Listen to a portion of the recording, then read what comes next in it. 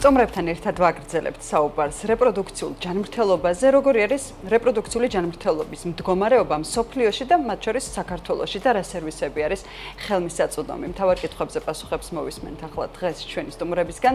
თამარ ხომასურიძე, გაეროს აღმოსავლეთ ევროპისა და ცენტრალური აზიის ქვეყნების რეპროდუქციული ჯანმრთელობის პროგრამების ხელმძღვანელი არის დღეს ჯანდაცვის სტანდარტის სტუმარი და ასევე ჩვენთან ერთად არის გიორგი მატარაძე, სექსუალური და რეპროდუქციული ჯანმრთელობის პროგრამების ანალიტიკოსი გაეროს მოსახლეობის ფონდის საქართველოს ოფისის. მოგესალმებით.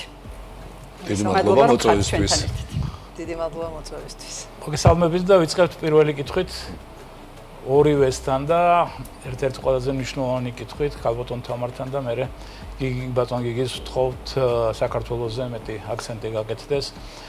დედების და ბავშვთა სიკვდილიანობასთან დაკავშირებით მინდა კითხოთ ერთ-ერთი ყველაზე მგზნობიარე ინდიკატორი ზოგადად განვითარების და მდგრადი განვითარების მიზნების, აი რითი შეიძლება განსაკუთრებით განვითარებად სამყაროში მისი შემცირება. ანუ რა უნდა გატარდეს, რა ღონისძიებები, რათა ეს ყველაზე მნიშვნელოვანი ინდიკატორები იყოს უკეთესი.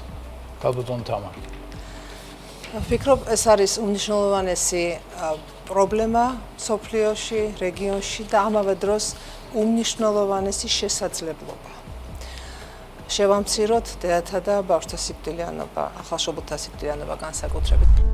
თამარ ხომასურიძე გახლავთ ექიმი, გინეკოლოგ, რეპროდუქტოლოგი, მედიცინის დოქტორი, რეპროდუქციული ჯანმრთელობის დარგში. 35 წელზე მეტი ხნის გამოცდილებით რეპროდუქციული ჯანმრთელობის სფეროში, როგორც კლინიცისტი, კვლევარი, პროგრამის მრჩეველი და მენეჯერი. 1999 წლამდე თამარი მუშაობდა საქართველოში ჟორდანიას ადამიანის რეპროდუქციის ინსტიტუტში. თამარი იყო EVC International-ის რეპროდუქციული ჯანმრთელობის კონსულტანტი და მთავარი ტრენერი აღმოსავლეთ ევროპის და ცენტრალური აზიის რეგიონებში. თამარი გაეროს მოსახლეობის ფონდში 1996 წლიდან მუშაობს. ხელმძღვანელობდა გაეროს მოსახლეობის ფონდის საქართველოს ოფისის დაარსებას. ასევე ხელმძღვანელობდა გაეროს მოსახლეობის ფონდის რეგიონულ და გლობალურ ინიციატივებს. 2013 წლიდან თამარი მუშაობს რეგიონულ ოფისში სტამბოლში. ხელმძღვანელობს აღმოსავლეთ ევროპისა და ცენტრალური აზიის ქვეყნების რეპროდუქციული ჯანმრთელობის პროგრამებს. არის საერთაშორისო სამუშაო ჯგუფების, თემატური ალიანსებისა და სამეცნიერო ჟურნალების საბჭოს წევრი. მათ შორის სექსუალური და რეპროდუქციული ჯანმრთელობის ევროპული ჟურნალის Entry Notes-ის სარედაქციო საბჭოს წევრი. თამარი გენტის უნივერსიტეტის სამეცნიერო საბჭოს წევრია სექსუალური და რეპროდუქციული ჯანმრთელობის სფეროში. თამარის მიერ ინიცირებული და მართული მრავალი ინოვაციური პროექტიდან აღსანიშნავია 2000-2010 წლებში საქართველოს რეგიონებში სქესობრივი და რეპროდუქციული ჯანმრთელობის მობილური ჯგუფების პროგრამა, რომელმაც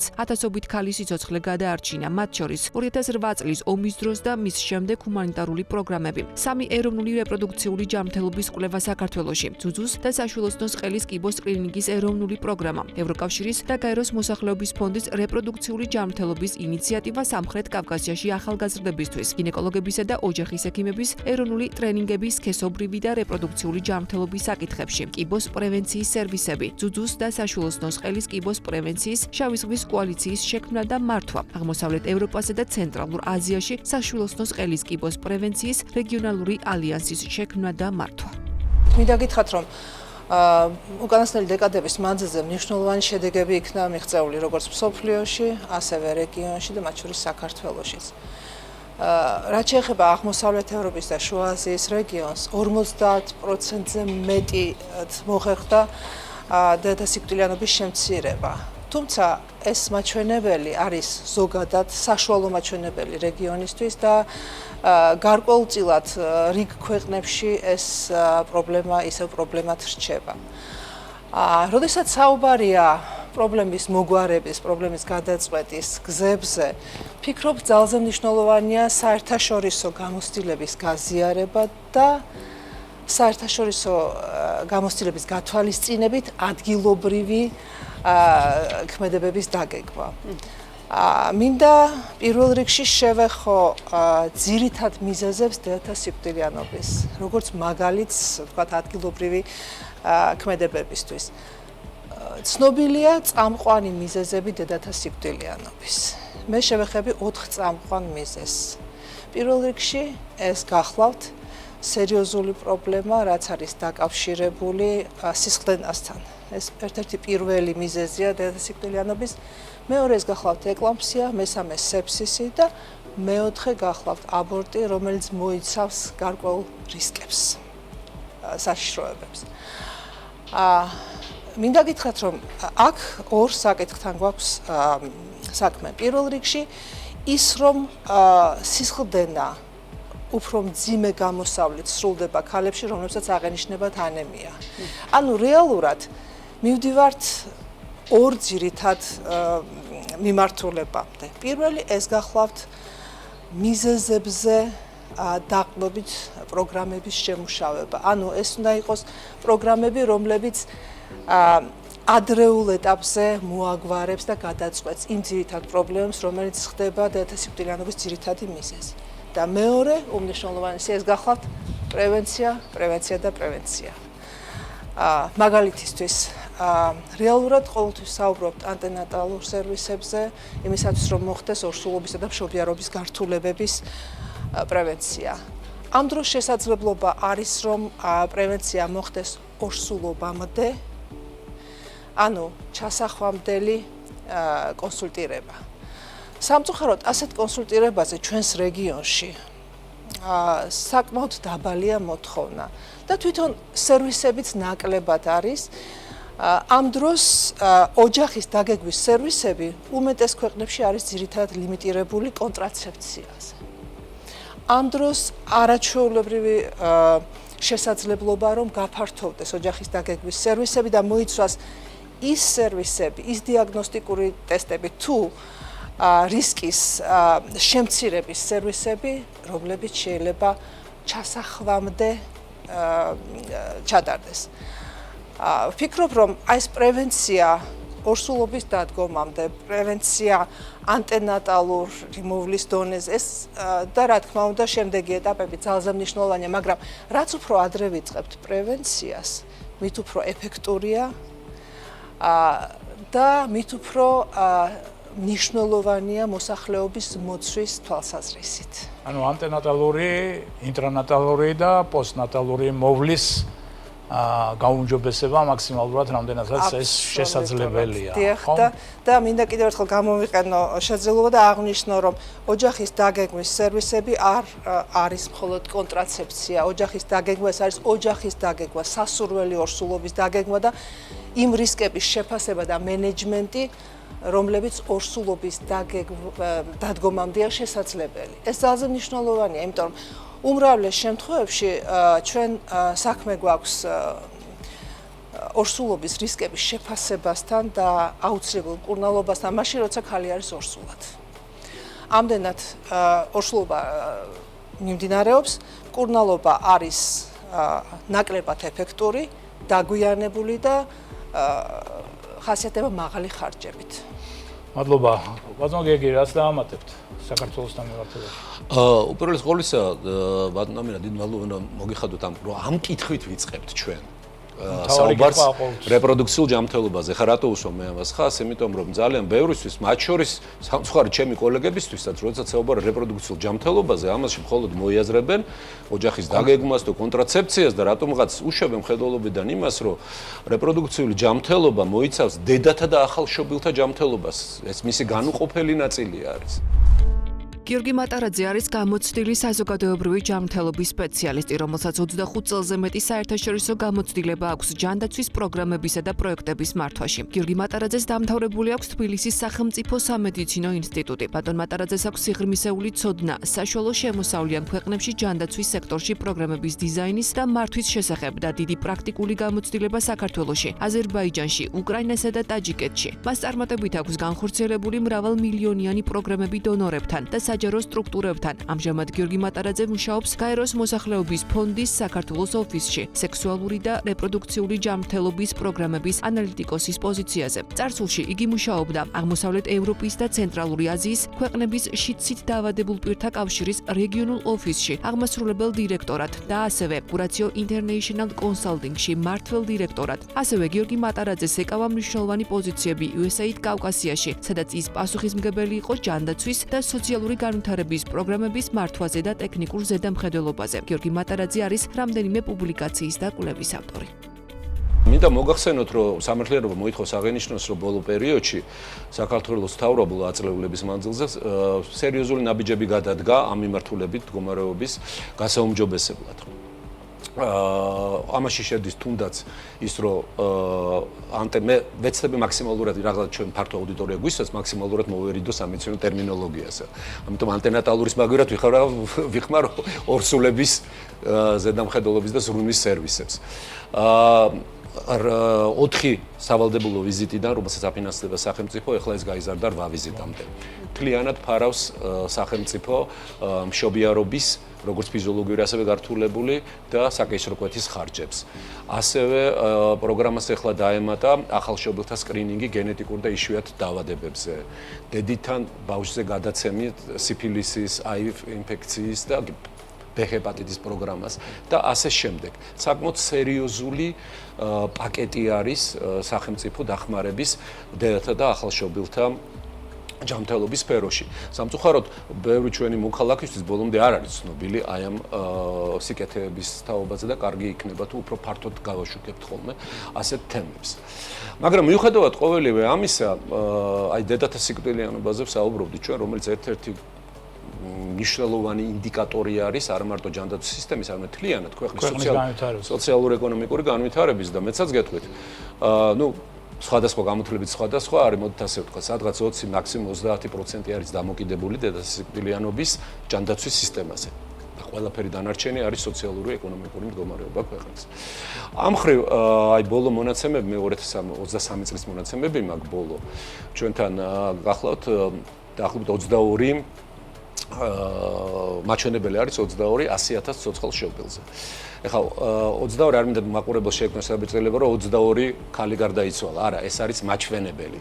ეს მაჩვენებელი დაახლოებით ლაპარაკია იმაზე, რომ დაახლოებით 2023 წელს 9 დედა გარდაიცვალა მშობიარობასთან დაკავშირებული მიზეზების გამო. რაც თავისთავად ტრაგედიაა, რა თქმა უნდა, 9 კი არა, ერთიც ტრაგედია არის.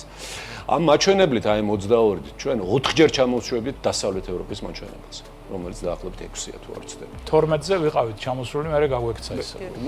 და კოვიდის დროს საერთოდ 70-ს გადააჭარბა სამწუხაროდ ამ მაჩვენებელ მაშინ, თუმცა მას მე ახლა ქვევით პლატო მოდის. მაგრამ ის მიზანი, რაც ჩვენ დავისახეთ მდგრადი განვითარების მიზნებში ქვეყანამ, ეს არის 12, აქამდე ჯერ კიდევ საკმაოდ შორი ვართ.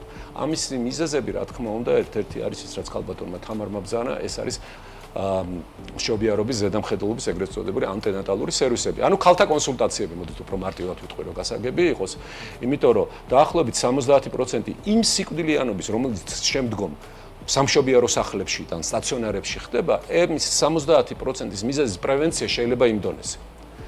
ამიტომ საჭირო არის მაქსიმალურად ამ სერვისების ხარისხის გაძლიერება, უპირველეს ყოვლისა მაღალი რისკის ორსულების დროულად გამოსავლენად და შემდგომ საჭირო ინტერვენციების დასანერგად. კიდევ ერთი ძალიან სერიოზული პრობლემა და სერიოზული გამოწვევა, რომელიც ამ სფეროს ახლავს საქართველოში, ეს არის საკეისრო კვეთების არნახულად მაღალი დონე ქვეყანაში. 40%-ზე მეტია, 46-იც კი არის, მე თუ არ ვცდები, ბოლო მონაცემებით. საკეისრო ჯანმოს ინდიკატორია 15-მდე მე ესე მახსოვს არა? აბსოლუტურად სწორად გახსოვთ, 15-მდე ითვლება, რომ ეს ნორმალურია და ჩვენ გვაქვს 46. ამ მხრივ მე მგონი თუ არ ვცდები, სოფლიოში ხო ერთ-ერთ წამყვანი მას ვიყავებ და რეგიონში მეორე ადგილზეა თურქეთის მერე, იქაც დაახლოებით ეგეთი ეს არის. ეს ნიშნავს, რომ ყოველი მეორე მშობიარო საკეისრო კვეთით თავდება.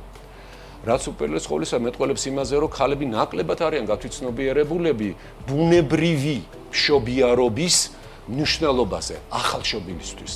და მათ შორის რისკისაც ალბათ, ხო? მათ შორის, რა თქმა უნდა, რისკისაც. რახან გულახთილი საუბარი გაქვს გარდამალა და ჩემი კოლეგებიც ბერს წოდავენ ამ კუთხით. როდესაც ისინი გარკვეულწილად უბიზგებენ ქალს საკეისრო კვეთისთვის, იმიტომ რომ უფრო ადვილია ახლა მე ამისთვის ამის გაკეთება, ღამე საჭირო არ არის ადგომა, გეგმიურად დაგეგმავ და გააკეთებ მე საკეისრო კვეთას. ამიტომ ამ მხრივ ძალიან დიდი საგანმანათლებლო მე ასე ვიტყოდი სამუშაო არის გასაწევი, რომ აი საკისრო კვეთების რაოდენობა შევამციროთ, იმიტომ რომ ყველაფერს თავი დავანებოთ, საკისრო კვეთა იწვევს ნაადრევ მშობიარობას, რომელიც გახლავთ ახალ მშობილთა სიკვდილის. ამიტომაც რაც ქალბატონმა თამარმა ბრძანა, ერთ-ერთი მნიშვნელოვანია სწორედ აი ეს მოვლის საკითხი ანტენატალურ დონეზე, რაც შეიძლება და ზედამხედველobis. იქ უნდა მოხდეს აი ამის მოსახლეობის ფართო განათლება ამასთან დაკავშირებით ერთ-ერთი მნიშვნელოვანი. ეხლა ბრძანეთ რომ 4-დან 8-მდე რო ავიდა ვიზიტთა რაოდენობა თქვენ წარმოიდგინეთ რომ 8 ვიზიტს ბევრი არ ახორციელებს. ეგ დიდი პრობლემაა ქვეყანაში. 40%-იც არა. 40%-იც არა. განათლება ერთ-ერთი იმისა რომ ხელმისაწვდომობაც არის და უფასო არის ეს. უფასოა კი. ხო, ნუ იქ თუ რა კონკრეტულად იქ ბევრიზე ზოგი ხალი უკვე მერვეზე პირდაპირ მშობიარობს და სამშობიაროში მიდის, ესეც არის. ესეც არის. მაგრამ რა თქმა უნდა ამ ხრით მუშაობა არის საჭირო. მეორე, უკაცრავად აი ეს მინდა აუცილებლად თქვა, იმიტომ რომ მეორე კიდევ ერთი ძალიან სერიოზული გამოწვევა ჩვენში ეს არის ძუძუთი კვება. რახან ჩვენ ახალშობილებზეც საუბრობ, ანუ იგივე ჯანდაცვის მსოფლიო ორგანიზაციის რეკომენდაცია არის, რომ მშობიარობიდან 1 საათის მანძილზე განმავლობაში დაიწყოს ძუძუთი კვება და შემდგომ ექსკლუზიურად დაუშვათ შემდგომი თვეების მანძილზე. სამწუხაროდ საკმაოდ აგრესიულმა კომერციულმა მარკეტინგულმა კომპანიამ, რომელსაც აწარმოებენ დედის ძის შემცვლელი ხელოვნური საკვების კომპანიები განაპირობა ის, რომ ბოლო 5 წლის განმავლობაში სამწუხაროდ ეს მაჩვენებელი საქართველოში არ მატულობს. არა და კანონიც ჰქონდა, ერთ-ერთი პირველი კანონიც 90-იან წლებში რაც მივიღეთ, იყო ძუძუთი კვების. ალბათ ქალბატონ თამარს კარგად ახსოვს ეს. ალბათ აქ კიდევ უფრო რაღაცა საჭიროა საკანონმდებლო რაღაცა რეგულირება უფრო მეტი, რომ ნაკლებად აგრესიული იყოს ეს სარეკლამო კომპანია. ბატონო გერგე, თამარიც საუბრის დროს შეეხო ამ ოჯახის დაგეგმვის საშუალებებზე, მათ შორის ხელმისაწვდომობასაც და საქართველოში ამ ხრივ მოთხოვნა საჭიროება როგორი არის და როგორ შეგვიძლია ვუზრუნველყოთ იგივე ანუ ეს კონტრაცეფციული საშუალებებზე მეტი ხელმისაწვდომობა, ინფორმაციის გაზრდა და განსაკუთრებით ალბათ უფრო მეტად მოწყვლად ჯგუფებზე, ხო? აი ხა გადავედით ოჯახის დაგეგმვისა, ანუ ეს მეორე ის არის, რა ქვია, ძალიან მნიშვნელოვანი პლასტი რეპროდუქციული ჯანმრთელობის. საქართველოში ჩვენ 2024 წელს გეოსტატთან, გაეროს მოსახლეობის ფონდმა გეოსტატთან ერთად ჩაატარა, ასე ვთქვათ, მინი რეპროდუქციული ჯანმრთელობის კვლევა. და აი ამ ბოლო მონაცემებით დაახლოებით 60%-ზე მეტ ხალხს საქართველოში აქვს პოტენციური მოთხოვნა კონტრაცეფციაზე. ეს რას ნიშნავს, რომ ამათი ნაწილი კონტრაცეფციას იყენებს, მეორე ნაწილს ეს სჭირდება, იმიტომ რომ აღარ უნდა შვილის გაჩენა, ან გადავადება უნდა, მაგრამ არანაირი კონტრაცეფციას არ იყენებს. ეს არის ეს პოტენციური მოთხოვნა. 2/3-ს ანუ მოსახლეობის ეს მოთხოვნა აქვს. და აი ამ ფონზე მინდა მოგახსენოთ, რომ ჩვენ წინა კვლევის მონაცემებს თუ შევადარებთ, 2010 წლიდან 53 როდესაც იყო კონტრაცეპტივების მოხმარების ასე ვთქვათ დონე, პრევალენტობის ხარისხი ვეძახით ჩვენ, ასე ვთქვათ, ჩვენ ჟარგონზე 53%-დან 53%-ზე დაეცა საქართველოში. ანუ კონტრაცეპტივების მოხმარება საქართველოში სამწუხაროდ იკლებს. და ჩვენ ალბათ აბორტზე ცოტა რომ მეც ვისაუბრეთ მოგვიანებით, მაგრამ მე ერთი რაღაცა მინდა თქვა და ძალიან მკაფიოდ დავაფიქსირო. ერთადერთი გზა აბორტის რაოდენობის შემცირებისკენ, რასაც ვისწრაფის ჩვენი საზოგადოებაც და ასევე ბევრი სხვა მოწინავე ქვეყანა, იმიტომ რომ აბორტი მიუხედავად იმისა, რომ ჯანმოსმიერ ცნობილია როგორც უსაფრთხო სამედიცინო პროცედურა თუ ჩატარებულია შესაბამის პირობებში, ის არ წარმოადგენს კონტრაცეფციის თანამედროვე საშუალებას. ერთადერთი გზა მისი შემცირებისა არის თანამედროვე კონტრაცეფციაზე ხელმისაწვდომობის გაზრდა. რაც სამწუხაროდ საქართველოში მთელ რიგ დაბრკოლების და პრობლემებს აწყდება. პირველ რიგში ეს რა თქმა უნდა არის ის, რომ მისი დაფინანსება არ ხდება სახელმწიფოს მიერ. ადრე ამას დონორები აკეთებდნენ, ბატონ ამირას ახსოვს ისა და თამრიკოს ხომ მით უმეტეს. მაგრამ მას შემდეგ რაც საქართველოს მსოფლიო ბანკის რაღაც რეიტინგების საფუძველზე ცოტა გაურკვეველი ჩემთვის, მაგრამ მაგის რეიტინგების საფუძველზე გადაინაცვლა საშუალო მაღალი შემოსავლების ქვეყნების კატეგორიაში, ჩვენ აღარ აგვაქვს იმის უფლება, ასე ვთქვათ, ასე დავარქვათ, რომ უფასოდ გავანაწილოთ, უფასოდ გადმოგცემ კონტრაცეპტივები. უნდა შეიძინოს. უნდა შეიძინოს სახელმწიფომ, რასაც სამწუხაროდ სახელმწიფო არ აკეთებს. ამის გამო ეს კონტრაცეპტივების მოხმარება საქართველოში ხელმისაწვდომობის პრობლემაა ნამდვილად. ეხლა კითხვა საკმაოდ ესეთი ასევე სენსიტიური, ყოველთვის რეპროდუქციულ ჯანმრთელობასთან დაკავშირებით სენსიტიური კითხვებია. ორივესთან თუ შეიძლება და ალბათ თამარით დავიწყებ. ნუ ყველაზე რთული პრობლემა ეხლა ჩვენთან დემოგრაფიული პრობლემაა რა.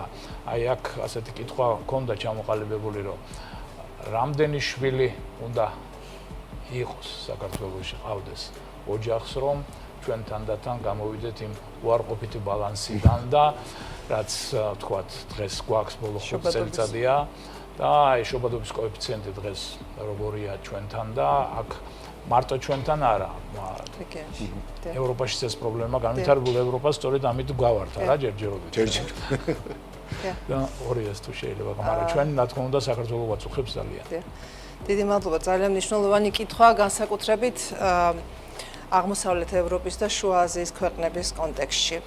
პირველ რიგში მინდა გითხრათ, რომ შობადობის მაჩვენებელი ტრადიციულად არ იყო მაღალი ამ რეგიონში, თუ არ ჩავთვლით შუა აზიის ქვეყნებს, სადაც ნარჩუნდება შედარებით მაღალი შობადობის მაჩვენებელი. მეორე უმნიშვნელოვანესი საკითხი შობადობის მაჩვენებლის კრების ეს გახლავთ მიგრაცია, გარე მიგრაცია და ჩვენ ამ პროცესებს ვაკვირდებით 90-იანი წლებიდან. რეალურად შობადობის მაჩვენებლის დინამიკაზე მეტად გარე მიგრაციის დინამიკა უფრო აისახება ქვეყნის დემოგრაფიულ სურათზე. რეგიონის დონეზე ჩვენ დავიწყეთ ძალზე მნიშვნელოვანი რეგიონული პროგრამა, რომელიც დემოგრაფიულ საკითხებს ეხება და ეფუძნება მრავალწლიან კვლევებს და დადებით შედეგებს როგორც ევროპის, ასევე გლობალურ დონეზე და გამოვდივართ წინადადებებით მთავრობებთან, რათა პოლიტიკა, დემოგრაფიული პოლიტიკა ეფუძნებოდეს იმ შედეგებს, იმ მტკიცებულებებს და იმ ქვეყნების გამოცდილებას, სადაც რეალურად დადებითად იქნა გადაწყვეტილი დემოგრაფიული საკითხები. მინდა გითხრათ, აქვე დავამატო ერთი მნიშვნელოვანი საკითხი, ეს გახლავთ კონტრაცეფციის მოხმარების მაჩვენებელი და დემოგრაფიული ტენდენციები, ასევე შობადობის მაჩვენებელი. საქართველოს ოფისის ხელმძღვანელობის პერიოდში ვაკვირდებოდით ამ პროცესებს და მინდა გითხრათ, რომ საქართველოს ჰქონდა კონტრაცეპტივებზე ხელმისაწვდომობის ერთ-ერთი უსწრაფესი მაჩვენებელი, იზრდებოდა მოხმარება, ამავე დროს მნიშვნელოვნად იზრდებოდა შობადობის მაჩვენებელი და საოცარი სისწრაფით ქვეითდებოდა ხელოვნური აბორტის მაჩვენებელი. ვფიქრობ, ეს ძალზე მნიშვნელოვანი შედეგია და ძალზე მნიშვნელოვანი მტკიცებულებაა ქვეყნისთვის.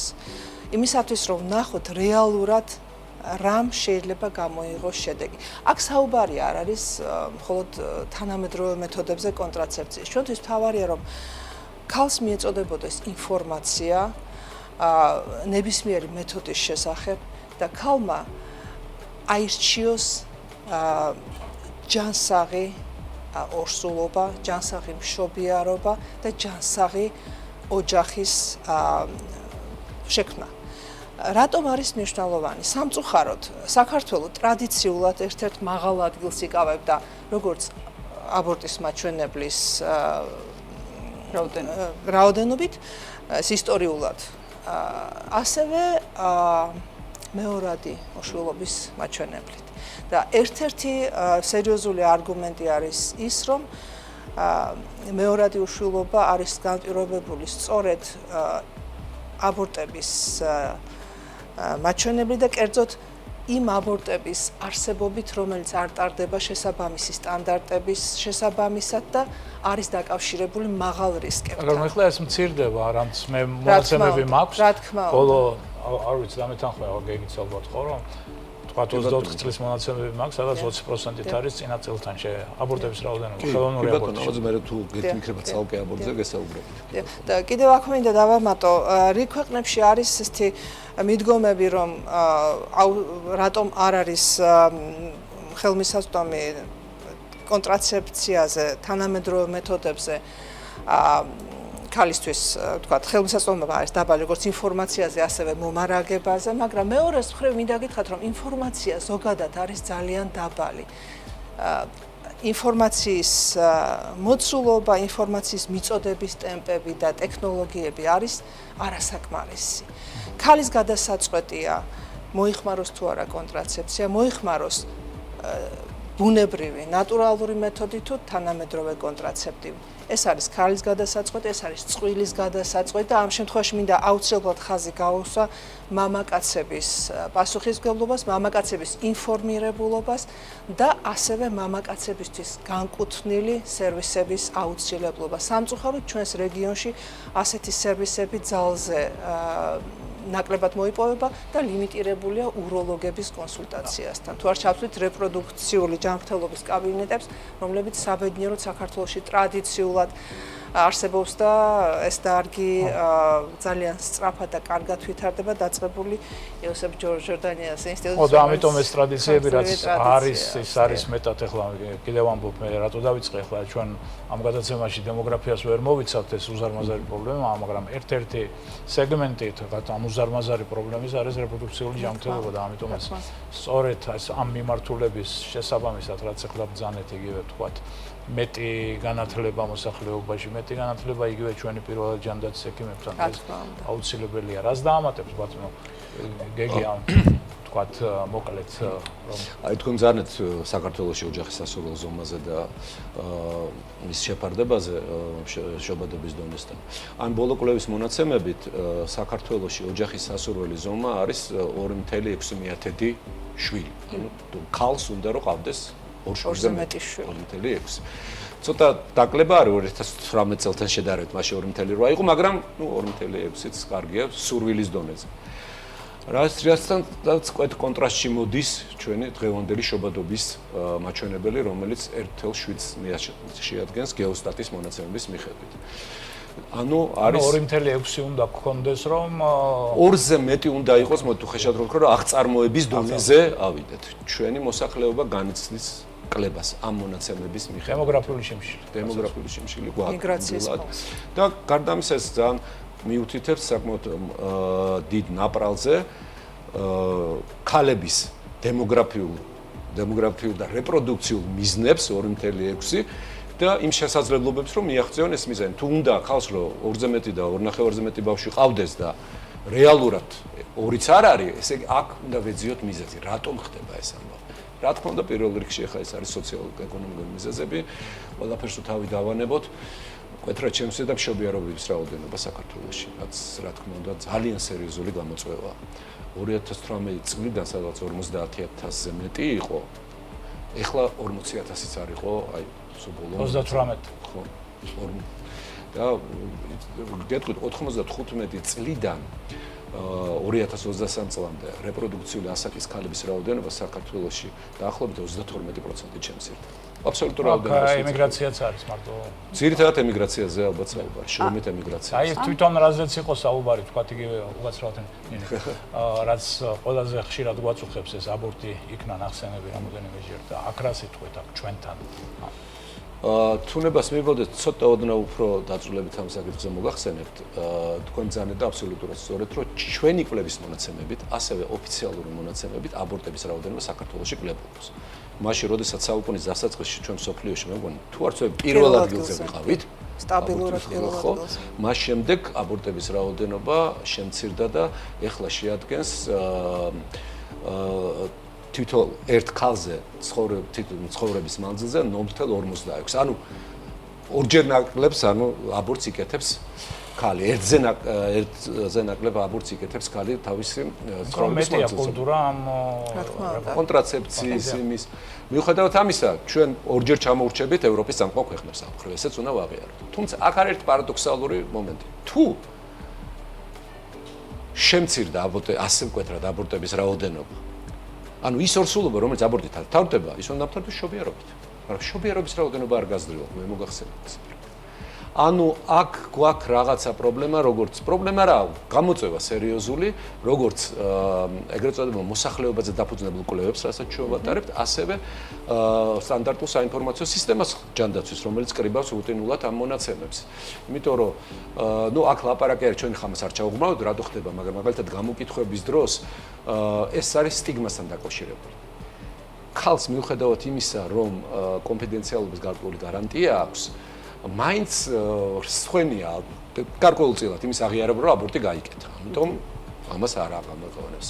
მერეც ფართოდ გავცხელდა, რა თქმა უნდა, მედიკამენტოზური აბორტი, რომელიც საერთოდ ძალიან ხშირად სამედიცინო ჯანდაცვის სისტემის გარეთ ხდება. ანუ ვიღაცა მეზობლის შევით, მეგობრის შევით, დილით დალევს, დილის აფს უწოდებენ მას ამ საიტოტექს და მორჩა. ის მას აბორტად არ თვლის. კი არ მალავს, არა არ თვლის უბრალოდ აბორტად, ამას არ ეუბნება. საჭიროა შემდგომი ჩაკითხვა და ანუ მოკლედ ამას კიდევ უფრო სიღრმისეულობის საფუძვლიანი ეჭვი არსებობს, რომ ეს მონაცემები მთლიანად არასახავს იმ სურათს, რომელიც არის. აი იქიდან გამომდინარე, რაც მოგახსენებთ, რომ მშობლის რაოდენობა არ იზრდება. გარდა ამისა, უნდა ითქვას, რომ ჩვენთან საქართველოში შემოღებულია გარკვეული საკანონმდებლო შეზღუდვებიც. აბორტი, რა თქმა უნდა, ლეგალურია და დაშვებულია სახელმწიფოს მიერ, თუმცა გარკვეული შეზღუდვები, როგორც არის 5 დღიანი მოსაცდელი პერიოდი, მოსაფიქრებელი პერიოდი, კი ბატონო. ახლა დაემატა კონსულტირება სოცმუშაკის და მისი რა ქვია ფსიქოლოგის პლუს მეორე ეხოსკოპიური გამოკვლევა აი ამ 5 დღიანი პერიოდის გასვლის შემდეგ და ასე შემდეგ და ასე შემდეგ, რაც პრინციპში ჯანდაცვის სოფლიო ორგანიზაცია ჩვენ არ გვირჩევს ასეთი შეზღუდვების შემოღებას, იმიტომ რომ ეს ზღუდავს ქალების წვდომას უსაფრთხო აბორტზე, რამაც შესაძლოა გამოიწვიოს, მე ეს მონაცემები არ მაქვს და ძალიან რთულად მოიპოვება, შესაძლოა გამოიწვიოს ამ აბორტების გადანაცვლება არალეგალურ სფეროში.